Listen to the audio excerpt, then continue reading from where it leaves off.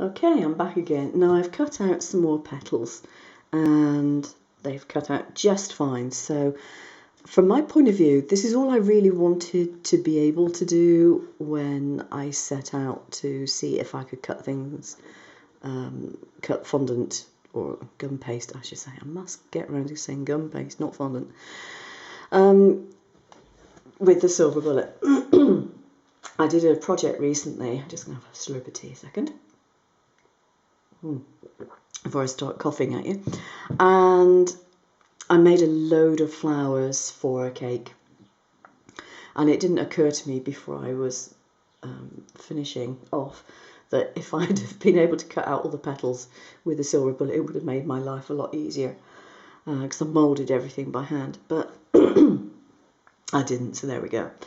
Now, when you cut these out with the machine, if you have one of these sorts of things, if you're used to making gum paste flowers, you know that this is used when you roll out your gum paste to make a little crease, if you like, with some extra fondant on the back of the petal so that you have somewhere to insert a wire if indeed you're making wire flowers. Now this particular thing is just something I knocked up myself. It's a piece of craft foam and I just put some slits in. And if you're doing this freehand, it works brilliantly. It does a great job of putting that vein in. I have yet to try it with the petals that I've cut out. Because they're thinner, there may not be enough paste there to go down into the hole and to do the job. So I'm just going to try that. I only wanted 5 for my flower, so I'm just going to try this and see what happens. I'm just going to see if you're in shot. Yeah, I'm in shot. Now I have a little rolling pin. And I'm just going to put it over here and see whether it's actually thick enough. Because these aren't particularly fat petals. Now you see, you don't get enough fondant there to stick the wire in.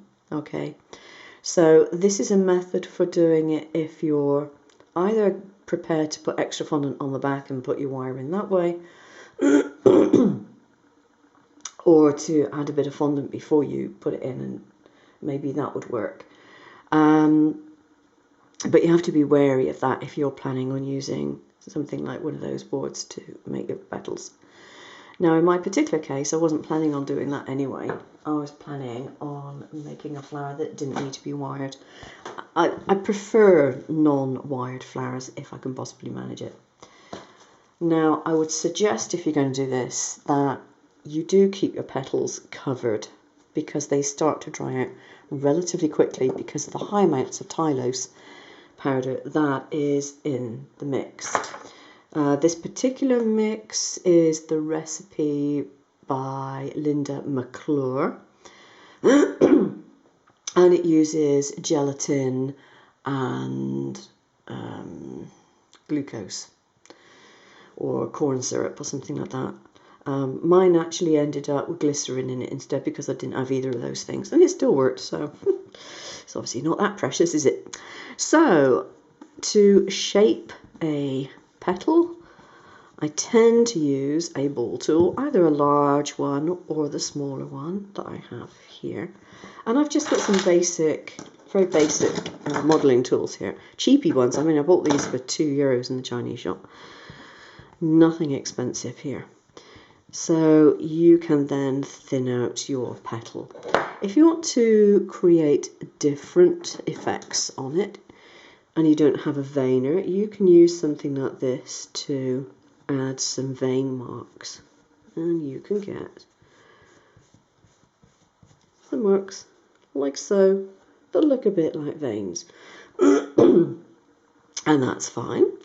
And if you want to frill the edge, you can use a smaller ball tool, and you can thin the edge out still more so that it frills and wrinkles. Now this mix is pretty tough. I was applying quite a lot of pressure there on this quite firm craft foam, and I still didn't tear it. So you can get away with quite a lot of brute force on this, in fact, because it has the stretchiness in it that a fondant doesn't really have. Okay, fondant doesn't have the ability to stretch like that.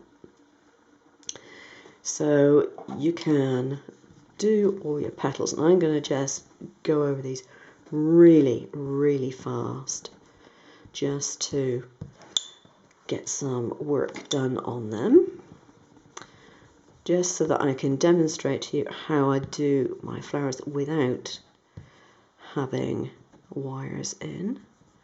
I mean, some I will wire and some I won't. I do prefer not wiring them if possible, simply because it's more aggravation. As far as I'm concerned, it takes longer. So if you go around just the outside the petal, then you thin just the outside, and if you go into the inside, you'll make it curve up more like I did with that one. And I tend to quite like this method of working, that gives me different results on different petals, because petals don't all look the same, and it can be quite interesting to have a little variety in the shape. So although you start off with exactly the same shape, you may not end up with exactly the same shape at the end, which is fine. I'm perfectly happy with that. And this is the last one that I'm going to do. And quite often I'll do a couple of extra petals, so if one or two don't turn out quite how I like them, or I take it a bit too hard and manage to break the thing, then I've got enough to carry on with without going back to cutting out more petals. Now I'm just going to quickly get my, I don't think I'll be able to do that one, that was a bit too curved. Just put a bit of veining on there. Dear, dear. I should be glad when I've got rid of this cold. It's getting better. Actually, it's quite funny, I slept better with the cold than I did without it. I've not been sleeping well recently, but because I was taking cold medicines, I actually slept. Right, okay, and take the little wool tool, and I apologise if my hand gets in the way, because I'm doing this in front of the camera and I'm trying to look at what I'm doing. I'm not necessarily watching the viewfinder. Well, I'm not watching the viewfinder, put it that way. So I'm hoping that you can actually see. If it's a tad too bright, it's because the sun is just starting to come into my window. Okay, I'll take the light down a bit.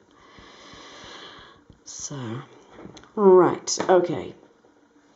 I'm going to leave that one out of the mix because that's a completely different shape. But, for example, I have my petals, and I think this needs a bit more thinning around the edge too. The longer you leave these petals before you work them uncovered, the more difficult it will become to work them, because as they stiffen up, it does take more effort to get a result. And said normally I would keep these covered, but I didn't happen to have another piece of cling film on my desk, and so I was naughty and I didn't. Okay, so I've got some petal shapes. This is only for rough demonstration purposes. Now I've got a piece of the fondant that I just cut these out of, and I just rolled it back up into a ball and put it into some cling film. So I'm just going to get a piece out here if I can undo it. I've rolled it out way too well by the looks of things. Here we go.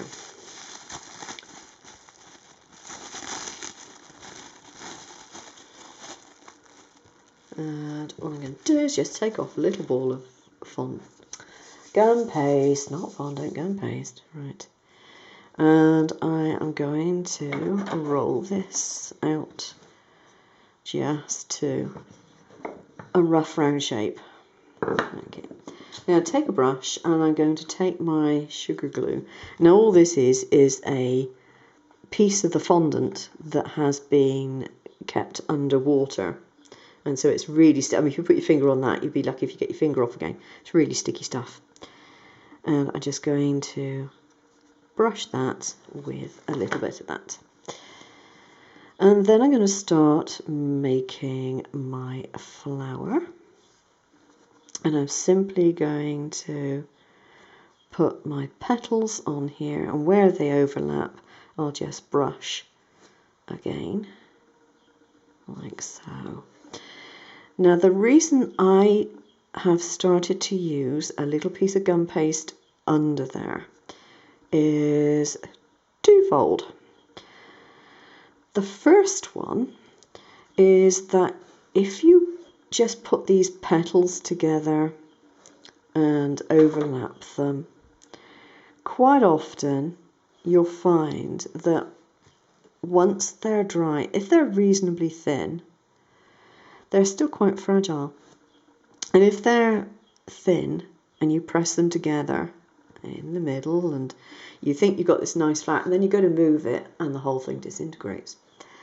So, not such a good idea. So, I've got that stuck. I'm just going to take a tiny bit of corn flour. I've got a little cup here with some corn flour in it. And I'm going to put my large ball tool in there. The large one, not the smaller one. And I'm just going to press down, stamp down on this middle bit. And that will have glued that back piece on. Now, in order to take it off here, I generally tip them upside down. Now, from the back, didn't look too clever. But from the front, you have your flower. Now, you can put it in something like a spoon or an apple tray, or if you've got a plastic spoon, which I have here, you might find that that is big enough, depending on the size of the flower and how much of a bend you want. Or you can make a cone for it with a piece of foil and do things that way. I think I've got some foil here somewhere. Yeah. Oops. My container snapped shut. I've got a big container. No, wrong one. That's clear. Here we go. Here's the foil. So, piece of foil. I'm going to screw it up a bit and make it into a curved shape. Now this one's a bit big, I think, so roll that back down a bit more. The beauty of this, of course, is that you can choose what size your form is and what shape it takes. So I would. You see, this is now not that fragile. If I didn't have this backing on here, it would be fragile. The other reason for having this is this could actually be, was it the calyx, I think it's called? I may be wrong. Which you can colour green, because it would normally have one anyway. So, here we go. We have this little flower set in here, and if it was small enough, you could drape it over the corners or whatever. So you get the idea. Now, all you need then is a centre. So the choice is yours. If you want to, if you have a wired centre, you could stick a wire through the entire lot. And all I would do is to get my brush, put a bit more of the glue on the back of there, and then stick the wire in and leave it to dry. If you stick a wire in, obviously you need to put this in the top of a cup or something in order for it to stay in place. Okay, because if you've got a wire under there, you can't just put it down on a surface, which you can here. But if I was just going to be placing this as is and not as part of a bunch of flowers, if you like, then that would be perfectly okay. But my preferred method, I'm just going to have to leave you just a second, is to put a centre in.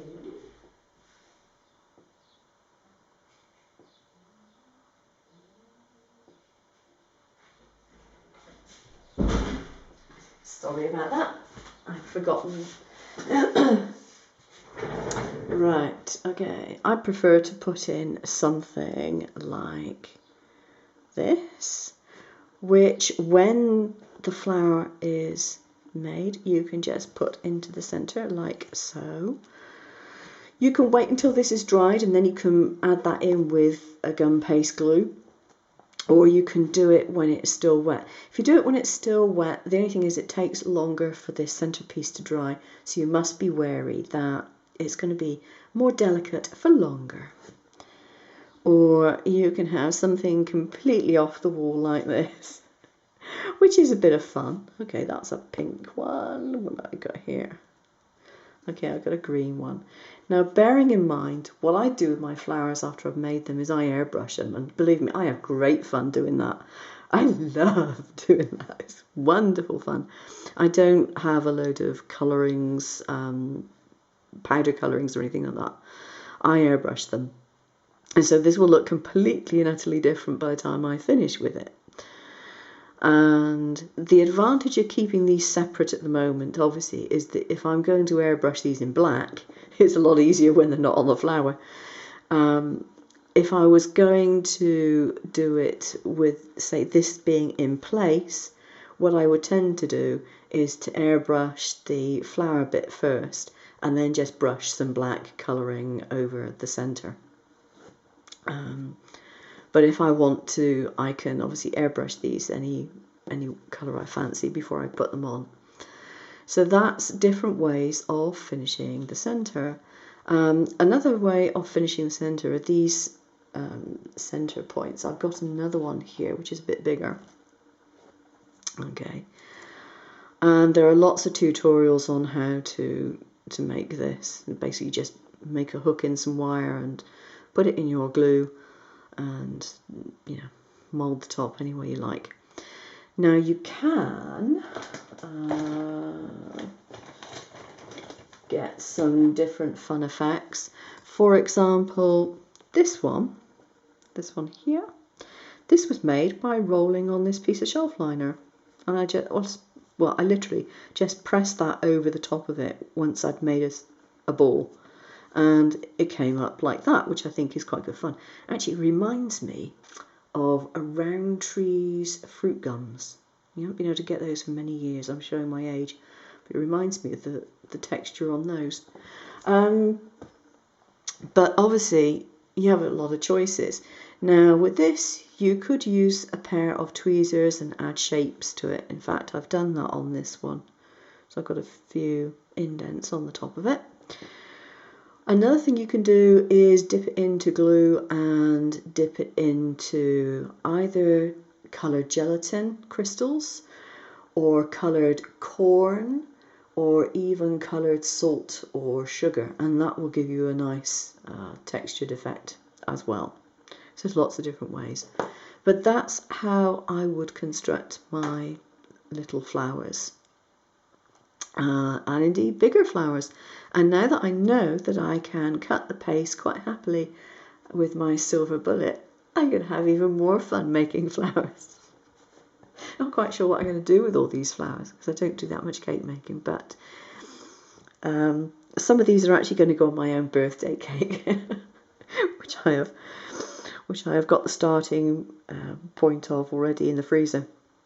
But these are going to go on to my birthday cake. And yeah, I'm very happy that I can do this. Now, the other recipe that I have found works in the same way, I didn't find any difference with the way that it cut, was the recipe for gum paste by Nicholas Lodge. He's a well-known cake decorator, and his gum paste recipe is very highly thought of. And I made some of that up, and with both of the recipes, it pays to leave them for 24 hours before you use them for cutting in the machine. If you're going to use them by hand, then Nicholas Lodge's is fine. It's not a problem at all.